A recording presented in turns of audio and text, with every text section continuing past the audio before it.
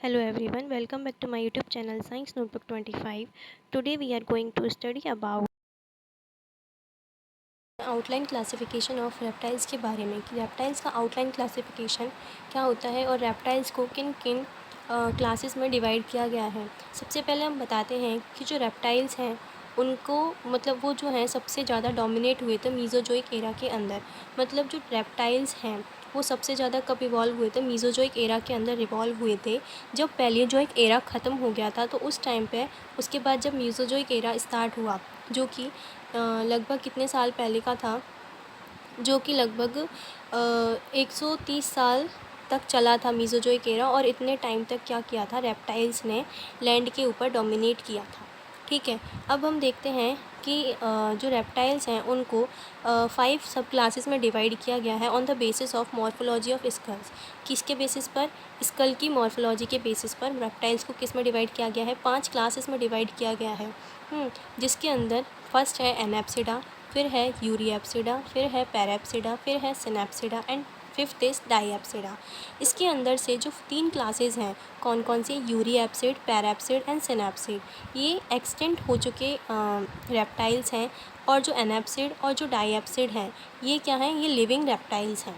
एनेप्सिड जो है ऐसा माना जाता है कि वो एंसेस्ट्रल रेप्टाइल्स हैं। मतलब सबसे पहले जो रेप्टाइल्स आए थे वो एनेप्सिड टाइप के हुआ करते थे, जिनके अंदर क्या होता था, जिनके अंदर स्कल प्रेजेंट था, लेकिन कैसा था, उनके अंदर सिंगल क्या था, टेम्पोरल बोन प्रेजेंट थी। मतलब सिंगल टेम्पोरल फोसा प्रेजेंट था इनके अंदर। ठीक है, इसके अंदर इसको 2 ऑर्डर्स में डिवाइड किया गया है, कीलोनिया एंड कॉटिलोसोरिया। जो कीलोनिया है उसके अंदर आते हैं टर्टल्स, है ना, कीलोन्स, ट्रायोनिक्स। मतलब कि इसके अंदर सॉफ्ट शेल वाले जो टर्टल्स हैं वो आते हैं कीलोनिया के अंदर। इसके अलावा जो सेकंड है वो है कॉटिलोसोरिया। और कॉटिलोसोरिया के अंदर जो सबसे ज़्यादा जाने जाने वाला जो मेंबर है वो है सीमोरिया, जिसको कनेक्टिंग लिंक भी कहा जाता है एम्फीबियंस और रेप्टाइल्स के बीच में। जब एम्फीबियंस से रेप्टाइल्स का ओरिजिन हो रहा था तो उस टाइम पे जो इंटरमीडिएट फॉर्म थी, जो ट्रांजिशन फॉर्म थी, वो कौन सी थी? सीमोरिया थी। ठीक है, इसके बाद अगर अपन बात करें यूरिएप्सिड की, तो यूरिएप्सिड के एग्जाम्पल हैं प्लेसियोसोर्स जो कि एक्सटिंक्ट हो चुके हैं। पैराप्सिड के एग्जाम्पल्स हैं इक्थियोसोर एंड सिनेप्सिड्स। ठीक है, ये सारी तीनों क्लासेस क्या हैं? एक्सटिंक्ट हो चुकी हैं। फिर आते हैं डाइएप्सिड। डाइएप्सिड जो है इसके मेंबर्स क्या हैं? लिविंग हैं और आज भी प्रेजेंट हैं। इसको 2 सब क्लासेस में डिवाइड किया गया है, लैपिडोसोरिया एंड आर्कियोसोरिया। जो लैपिडोसोरिया है उसके अंदर 2 ऑर्डर्स को रखा गया है। कितने? 2 ऑर्डर्स को रखा गया है, स्क्वेमेटा एंड रिंकोसेफेलिया। जो स्क्वेमेटा हैं उसके अंदर स्नेक्स और लिजार्ड आते हैं। अगर अपन इसको फर्दर डिवाइड करें तो इसके अंदर आते हैं लेसर्टीलिया एंड ऑफिडिया। ठीक है, जो लेसर्टीलिया है उसके अंदर लिजार्ड्स को रखा गया है और ऑफिडा के अंदर स्नेक्स को रखा गया है।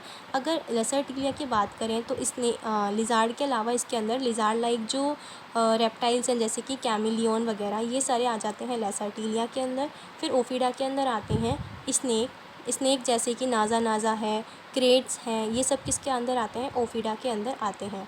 फिर आता है रिंकोसेफेलिया। रिंकोसेफेलिया के अंदर स्फीनोडॉन को रखा गया है, जिसको तुआतारा भी बोलते हैं, जो कि एक क्या है? लिविंग फॉसिल है। ठीक है, फिर अपन बात करते हैं आर्कियोसोरिया की, जो कि डाइएप्सिडा की दूसरी ब्रांच है, जिसके अंदर आते हैं टेरोसॉर्स, डायनासोर्स एंड क्रोकोडाइल। जो टेरोसॉर्स और डायनासोर्स हैं ये एक्सटिंक्ट रेप्टाइल्स हैं। इसके अलावा जो क्रोकोडाइल्स हैं ये क्या है? लिविंग मेंबर्स हैं। इसके अंदर आते हैं एलिगेटर एंड ग्रेवियलिस।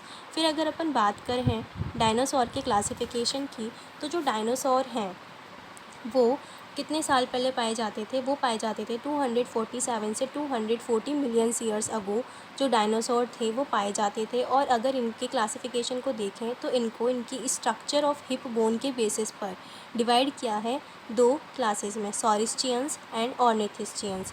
जो सॉरिस्चियंस हैं, है ना, वो रेप्टाइल लाइक होते हैं। इसका मतलब ही क्या होता है? सॉरिस्चियंस का मतलब होता है रेप्टाइल लाइक। एंड जो ऑर्निथिस्चियंस हैं इनको बर्ड लाइक बोला जाता है। इनके अंदर बर्ड लाइक जो हिप बोन होती है वो प्रेजेंट होती है ना। सॉरिस्चियंस जो हैं इसको फर्दर डिवाइड किया गया है 2 सब क्लासेस में, 2 ऑर्डर्स में, सॉरोपोडा एंड थीरोपोडा।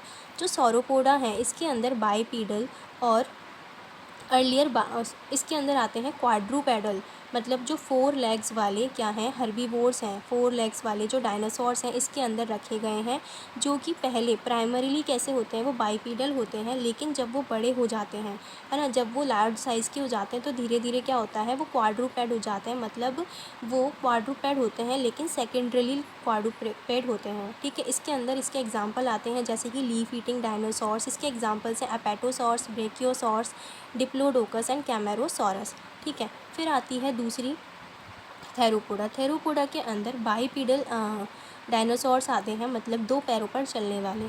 ये कैसे होते हैं, कार्निवोर्स होते हैं। इसके एग्जाम्पल हैं स्ट्रूथियोमीमस, ऑर्निथोमीमस, टायरेनोसोरस रेक्स, है ना, जो कि लार्जेस्ट है। इसके अलावा आता है ऑर्निथोलेस्टिस, ठीक है। ये हो गए सॉरिस्चियंस, रेप्टाइल लाइक डायनासोर। फिर बात करते हैं ऑर्निथिस्चियंस की। तो ऑर्निथिस्चियंस जो हैं वो बर्ड लाइक डायनासोर्स हैं, जो कि सारे के सारे हर्बीवोर्स हैं। इनको फर्दर 4 क्लासेस में डिवाइड किया गया है, ऑर्निथोपोडा, स्टीगोसोरिया, एंकाइलोसोरिया and सिरेटोप्स।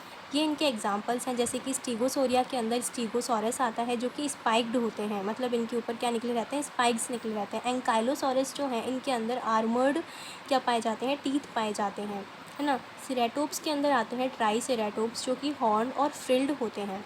And this is the basic classification of the reptiles. अगर आपको वीडियो अच्छा लगा हो तो वीडियो को लाइक करें, चैनल को सब्सक्राइब करें और बेल आइकन को दबा दें, जिससे कि आपको नए नए वीडियोज़ की नोटिफिकेशंस मिलते रहें। थैंक यू, मिलते हैं नेक्स्ट वीडियो में।